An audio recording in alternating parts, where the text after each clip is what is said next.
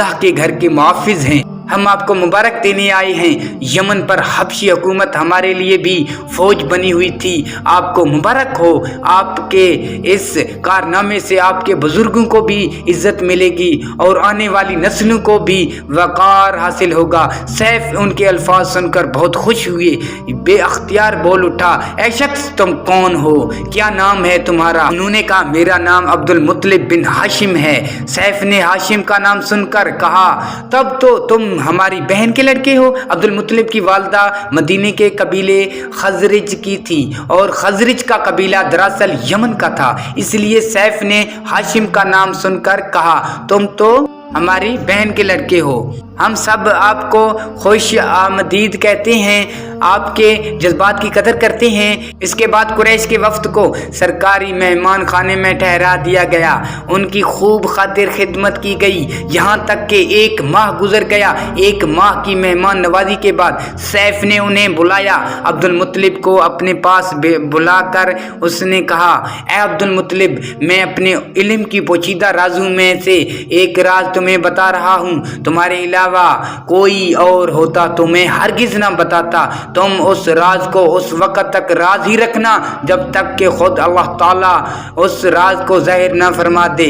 हमारे पास एक पोशीदा किताब है, वो पोशीदा राजों का एक खजाना है। हम दूसरों से उसको छुपा कर रखते हैं। मैंने इस किताब में एक बहुत अजीमुल शान खबर और एक बड़े खतरे के बारे में पढ़ लिया है और वो आपके बारे में है। अब्दुल मुत्तलिब ये बातें सुनकर हद दर्जा हैरतज़दा हुए और पुकार उठे मैं समझा नहीं, आप कहना क्या चाहते हैं? सुनो, अब्दुल मुत्तलिब जब कहामा की वादी यानी मक्का में एक ऐसा बच्चा पैदा हो जिसके दोनों कंधों के दरमियान बालों का गुच्छा यानी मोहरे नबूवत हो तो उसे इमामत और सरदारी हासिल होगी और उसकी वजह से तुम्हें क़यामत तक के लिए एजाज़ मिलेगा, इज़्ज़त मिलेगी। अब्दुल मुत्तलिब ने यह सुनकर कहा ए बादशाह, अल्लाह करे आपको ऐसी खुशबख्ती मैसर आए। आपकी हैयत मुझे रोक रही है, वरना मैं आपसे पूछता कि इस बच्चे का ज़माना कब होगा। बादशाह ने जवाब में कहा यही इसका ज़माना है, वो इसी ज़माने में पैदा होगा या पैदा हो चुका है। उसका नाम मोहम्मद होगा।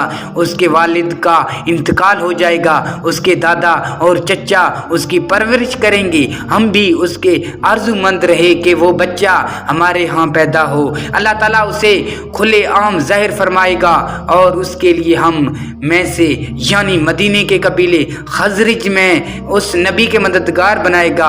उनके ज़रिए उस नबी के ख़ानदान और कबीले वालों को इज़्ज़त हासिल होगी और उनके ज़रिए उनके दुश्मनों को ज़िल्लत मिलेगी और उनके ज़रिए वो तमाम लोगों से मुकाबला करेगा और उनके ज़रिए ज़मीन के अहम इलाके फ़तह हो जाएंगे। वो नबी रहमान की इबादत करेगा, आतिश कदों को ठंडा कर देगा यानी आग के पुजारियों को मिटाएगा, बुतों को तोड़ डालेगा। उसकी हर बात आखिरी फरमान होगी, उसके अहकामात इंसाफ वाले होंगे। वो नेक कामों का हुक्म देगा, खुद भी उन पर अमल करेगा, बुराइयों से रोकेगा, उनको मिटा डालेगा। नाजरीन, अब्दुल मुत्तलिब ने सैफ बिन यज़न को दुआ दी, फिर कहा कुछ और तफसील बयान करें और इलामतें पोशीदा हैं। ऐ अब्दुल मुत्तलिब, इसमें शुबा नहीं कि तुम उसके दादा हो। अबू मुत्तलिब ये सुनकर फौरन सजदे में गिर गए और फिर सैफ ने उनसे कहा अपना सर उठाओ, अपनी पेशानी ऊंची करो और मुझे बताओ जो कुछ मैंने तुमसे कहा है, क्या तुमने इनमें से कोई इलामत अपने हाथ देखी है? उस पर अब्दुल मुत्तलिब ने कहा हाँ, मेरा एक बेटा था, मैं उसे बहुत चाहता था। मैंने एक शरीफ और मुअज़्ज़ज़ लड़की आमना से उसकी शादी कर दी। वो मेरी कौम के इंतहाई बाइज़्ज़त ख़ानदान से थी। उससे मेरे बेटे के यहाँ एक बेटा पैदा हुआ। मैंने उसका नाम मोहम्मद रखा। उस बच्चे का बाप और माँ दोनों फौत हो चुके हैं। अब मैं और उसका चचा अबू तालिब उसकी देखभाल करते हैं। अब सैफ ने उनसे कहा मैंने तुम्हें जो कुछ बताया है वो वाकया इसी तरह है। अब तुम अपने पोते की हिफाजत करो, उसे यहूदियों से बचाए रखो, इसलिए कि वो उसके दुश्मन हैं। یہ اور بات ہے کہ اللہ تعالیٰ ہرگز ان لوگوں کو ان پر قابو نہیں پانے دے گا، اور میں نے جو کچھ آپ کو بتایا ہے اس کا اپنے قبیلے والوں ذکر نہ کرنا۔ مجھے ڈر ہے کہ ان باتوں کی وجہ سے ان لوگوں میں حسد اور جلن نہ پیدا ہو جائے۔ یہ لوگ سوچ سکتے ہیں یہ عزت اور بلندی آخر انہیں کیوں ملنے والی ہے؟ یہ لوگ ان کے راستے میں رکاوٹیں کھڑی کریں گے۔ اگر یہ لوگ اس وقت تک زندہ نہ رہیں تو ان کی اولادیں یہ کام کریں گی۔ اگر مجھے یہ معلوم نہ ہوتا کہ اس نبی کے ظہور سے پہلے ہی موت مجھے آئے گی تو میں اپنے اونٹوں اور کافلوں کے ساتھ روانہ ہوتا اور ان کی سلطنت کے مرکز یثرب پہنچتا، کیونکہ میں اس کتاب میں یہ بات پاتا ہوں کہ شہر یثرب ان کی سلطنت کا مرکز ہوگا، ان کی طاقت کا سرچشمہ ہوگا، ان کی مدد اور نصرت کا ٹھکانہ ہوگا، ان کی وفات کی جگہ ہوگی اور انہیں دفن بھی یہیں کیا جائے گا۔ اور ہماری کتاب پچھلے علوم سے بھری پڑی ہے۔ مجھے پتا ہے کہ اگر میں اسی وقت ان کی عظمت کا اعلان کروں تو خود ان کے لیے اور میرے لیے خطرات پیدا ہو جائیں گے۔ یہ ڈر نہ ہوتا تو میں اسی وقت ان کے بارے میں تمام باتیں سب کو بتا دیتا، عربوں کے سامنے ان کی سربلندی اور اونچے رتبے کی داستانیں سنا دیتا، لیکن میں نے یہ راز تمہیں بتایا ہے، تمہارے ساتھیوں میں سے کسی کو نہیں بتایا۔ اس کے بعد اس نے عبد المطلب کے ساتھیوں کو بلایا، ان میں سے ہر ایک کو 10 حبشی غلام، 10 حبشی باندیاں اور دھارے دار یمنی چادریں، بڑی مقدار میں سونا چاندی، 100 اونٹ، عنبر کے بھرے ڈبے تھے۔ پھر عبد المطلب کو اس سے 10 گنا زیادہ دیا اور بولا، سال گزرنے پر میرے پاس اس کی خبر لے کر آنا اور ان کے حالات بتانا۔ سال گزرنے سے پہلے ہی اس بادشاہ کا انتقال ہو گیا۔ عبد المطلب اکثر اس بادشاہ کا ذکر کیا کرتے تھے۔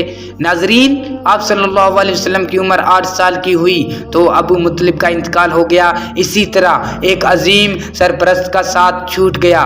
اس وقت عبد المطلب کی عمر 95 سال تھی۔ تاریخ کی بعض کتابوں میں ان کی عمر اس سے بھی زیادہ لکھی ہے۔ جس وقت عبد المطلب کا انتقال ہوا، آپ صلی اللہ علیہ وسلم ان کی چارپائی کے پاس موجود تھے۔ آپ رونے لگے۔ عبد المطلب کو عجون کے مقام پر ان کے دادا کوسائی کے پاس دفن کیا گیا۔ مرنے سے پہلے انہوں نے نبی اکرم صلی اللہ علیہ وسلم کو اپنے بیٹے ابو طالب کے حوالے کیا۔ ابو طالب آپ کے نگران ہوئے، انہیں بھی آپ سے بے تحاشا محبت ہو گئی۔ ان کے بھائی عباس اور زبیر بھی آپ کا بہت خیال رکھتے تھے۔ پھر زبیر بھی انتقال کر گئے تو آپ کی نگرانی آپ کے چچا ابو طالب ہی کرتے رہے۔ ناظرین، پھر کیسے حضرت ابو طالب نے آپ صلی اللہ علیہ وسلم کی پرورش کی اور اس کے بعد آپ صلی اللہ علیہ وسلم کی زندگی میں کیا حالات و واقعات پیش آئے، جاننے کے لیے سبسکرائب کیجئے ہمارا چینل شاہد وائس چھتری اور دیکھیے سیرت نبوی صلی اللہ علیہ وسلم کی سیریز کا نیکسٹ ایپیسوڈ۔ ملتی ہیں بہت جلد ایک نئی ویڈیو کے ساتھ۔ جزاک اللہ۔